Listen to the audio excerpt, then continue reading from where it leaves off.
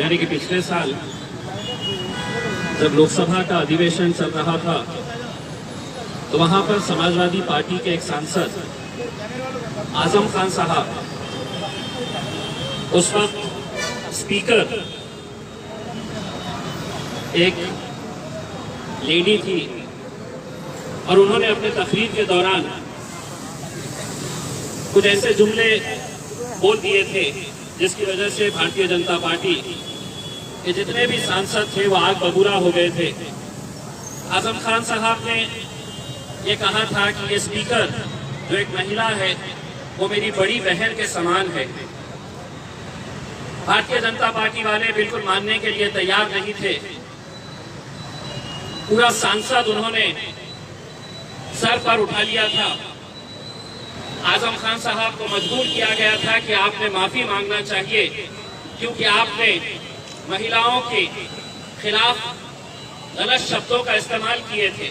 मैं उस वक्त संसद के अंदर मौजूद था। आजम खान साहब ने माफी मांगने के बाद भी जितनी भी भारतीय जनता पार्टी की महिलाएं सांसद थी उन्होंने ये मांग किए थे कि आजम खान के खिलाफ सख्त से सख्त कार्रवाई होनी चाहिए। सिर्फ एक जुमले के ऊपर अगर ये पूरी महिलाएं भारतीय जनता पार्टी की और उनके सहयोगी पार्टी की अगर सिर्फ एक जुमले के ऊपर इतनी आग बबूला हो सकती है तो उसी भारतीय जनता पार्टी के राज्य के अंदर मेरी एक बहन की इज्जत लूटी जाती है और ये पूरे के पूरे खामोश बैठे हैं। इससे ज्यादा अफसोस और शर्म की क्या बात हो सकती है। ये घटना होने के बाद सरकार किस तरह से रातों रात उस बच्ची की लाश को जला दिया जाता है और उसके बाद उसके परिवार तक कोई पहुंच न सके, सच्चाई बाहर निकल न सके, तो पुलिस का किस नंगा नाच वहां पर देखने को मिल रहा है कि ना मीडिया वालों को वहां पर जाने की इजाजत दी जा रही है, ना कोई और वहां पर जा सकता है, बल्कि हद तो ये हो गई है कि वहां का डीएम जाकर उसके परिवार वालों को धमकाता है। दोस्तों, किस दौर के अंदर हम जी रहे हैं इस बात का हमें अंदाजा लगाना चाहिए।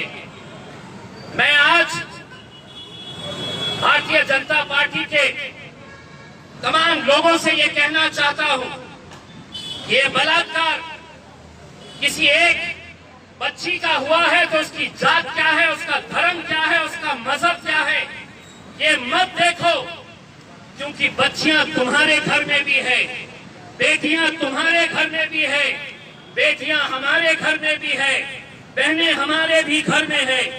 अगर आज उसे राजनीति के चश्मे से अगर देखेंगे तो शायद कल बहुत देर हो चुकी होगी।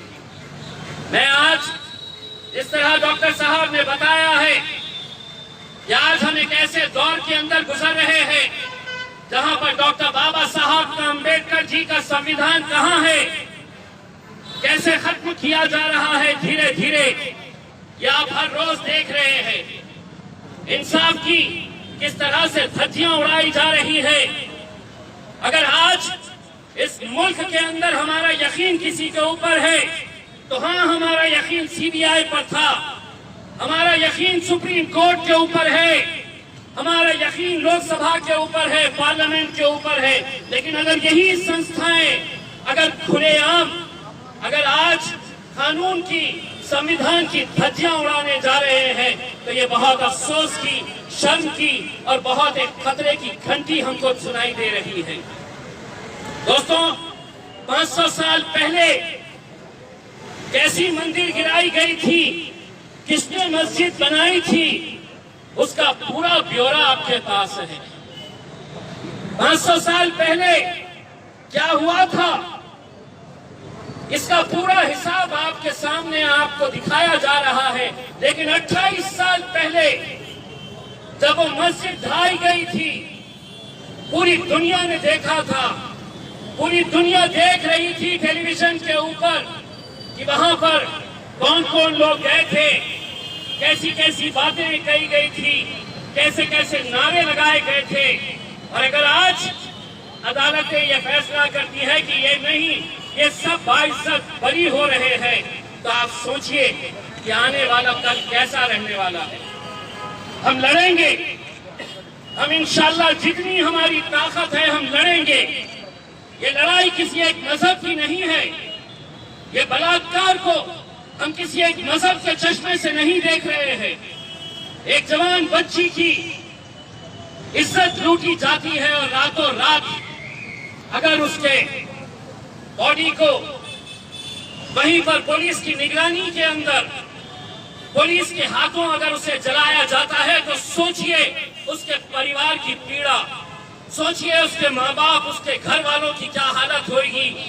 ये एक बच्ची जिसका अंतिम संस्कार भी उनकी मौजूदगी में नहीं कराया गया। ये अगर हुंडा राज नहीं है तो क्या है?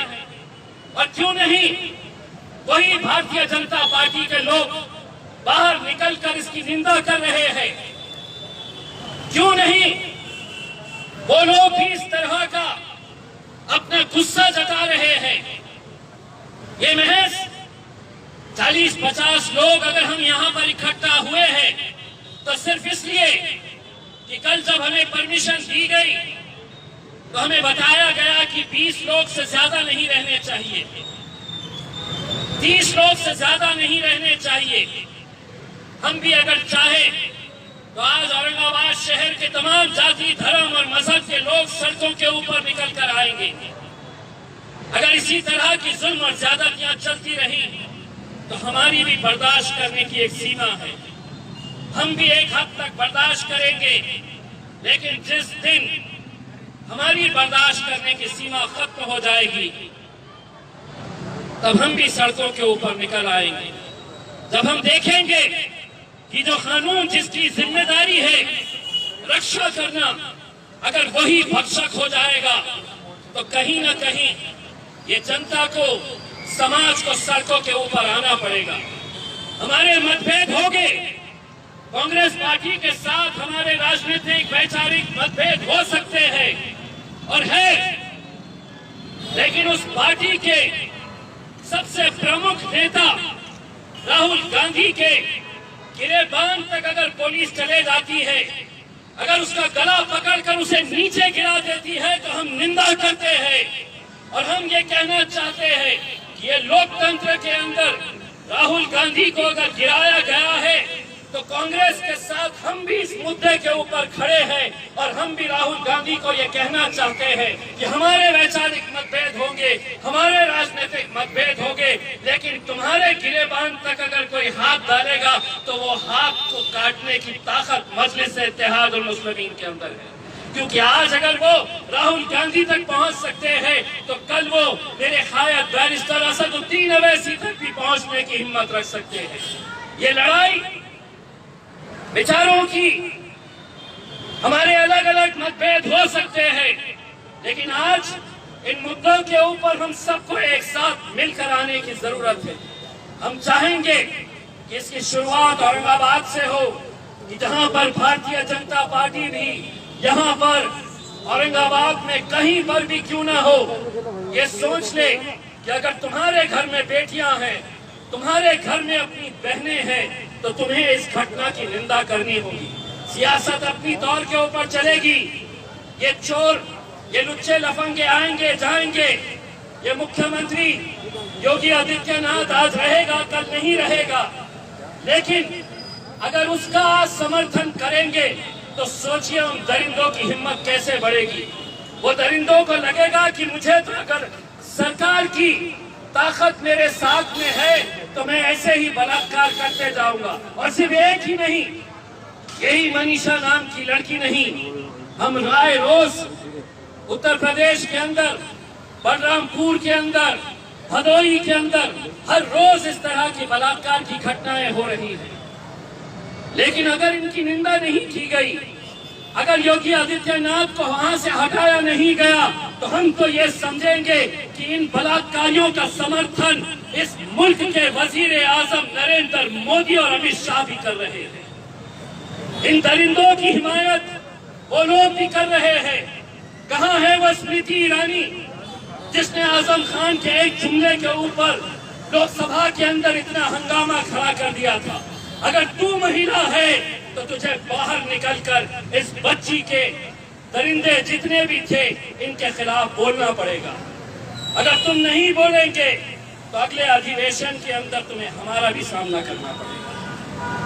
हमारे भी सवाल रहेंगे और तुम्हें जवाब देने पड़ेंगे कि किस तरह से हम एक कानून एक के लिए लगाएंगे और दूसरा कानून दूसरे के लिए लगाएंगे।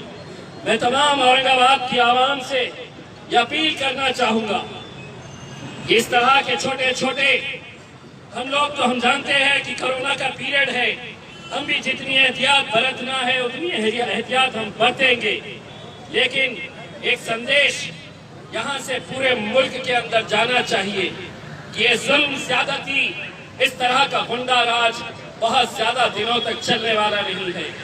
ये सत्ता में बिठाने वाले यही जनता है। जिस दिन ये जनता सड़कों के ऊपर निकल आएगी तो इनके अंदर इतनी ताकत है कि ये सत्ता को नीचे भी ला सकते हैं, सत्ताधारियों को नीचे भी खींच सकते हैं। बस आप लोग यहाँ पर आए और एक ऐसे कार्यक्रम का एक हिस्सा बने जिसे देखकर सुनकर बहुत अफसोस होता है और इस बात का अंदाजा लगाया जा सकता है कि अगर अदालतें भी ऐसी फैसले देने लगे, अगर पुलिस इस तरह का काम करने लगे, अगर सीबीआई ये कहने लगे कि अब कुछ नहीं, तो सोचिए मुल्क कहाँ जा रहा है। दोस्तों, हिंदू, मुस्लिम, सिख, ईसाई, दलित जितने भी लोग हैं, हम सबको ये मुल्क बचाना है। ये मुल्क बचाने के लिए हम सबको एक साथ मिलकर आना है। इतनी भक्ति के अंदर मलिन मत हो जाओ।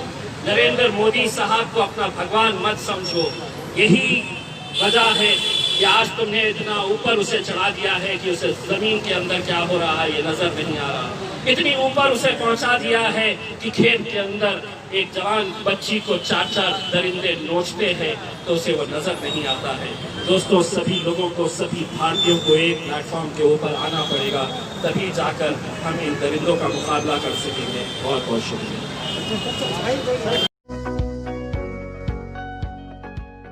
Please like and subscribe my YouTube channel.